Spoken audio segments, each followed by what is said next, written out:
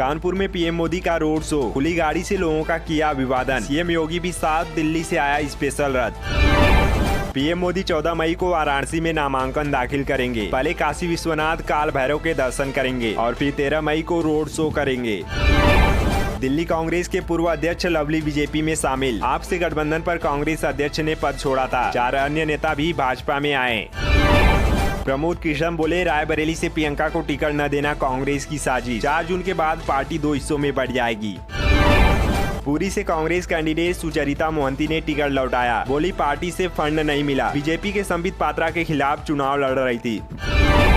भाजपा उम्मीदवार पन्नीत कौर का विरोध कर रहे किसान की मौत। पंधेर का दावा, भाजपाइयों ने धक्का दिया। लद्दाख से 3 प्रत्याशियों का नामांकन रद्द। मैदान में बचे 5 उम्मीदवार। 20 मई को होगा मतदान। मैनपुरी में अखिलेश यादव बोले, समुद्र मंथन की तरह संविधान मंथन का चुनाव है। अब जनता ने अपना मन बदल लिया है।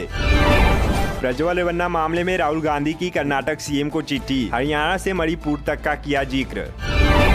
Amit Shah fake video case के एफआईआर में क्रिमिनल कॉन्स्पिरेसी जोड़ी गई। दिल्ली पुलिस बोली, हमें बड़े षड्यंत्र का इशारा मिला। आईटी एक्ट की धारा भी शामिल। पश्चिम बंगाल के राज्यपाल पर यौन शोषण का आरोप। कोलकाता पुलिस ने गवर्नर हाउस से सीसीटीवी फुटेज मांगा। गवाहों से भी पूछताछ होगी।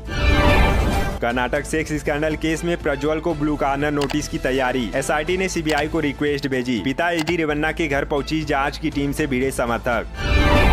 नाबालिगों को न्याय, सीजीआई बोले, निरंकुश प्रौद्योगिकी के कारण साइबर अपराध की जद में मासूम। सामूहिक प्रयास जरूरी।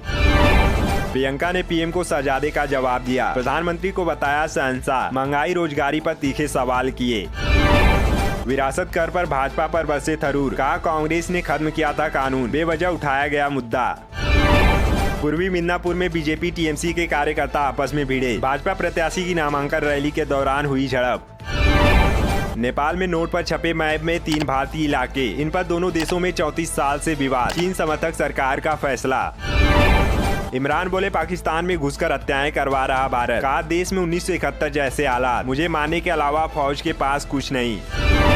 सरकार ने प्याज पर लगाया 40% निर्यात शुल्क। चने पर आयात शुल्क छूट अगले साल 31 मार्च तक बढ़ी।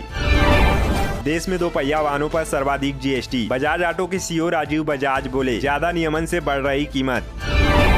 अब दूसरे बैंक के एटीएम से कैश निकालना पड़ सकता है महंगा। आरबीआई ने लिया फैसला। रिपोर्ट में दावा, गर्मी में एसी की अधिक मांग। 5% तक बढ़े दाम। कंपनियों के सामने आपूर्ति की समस्या।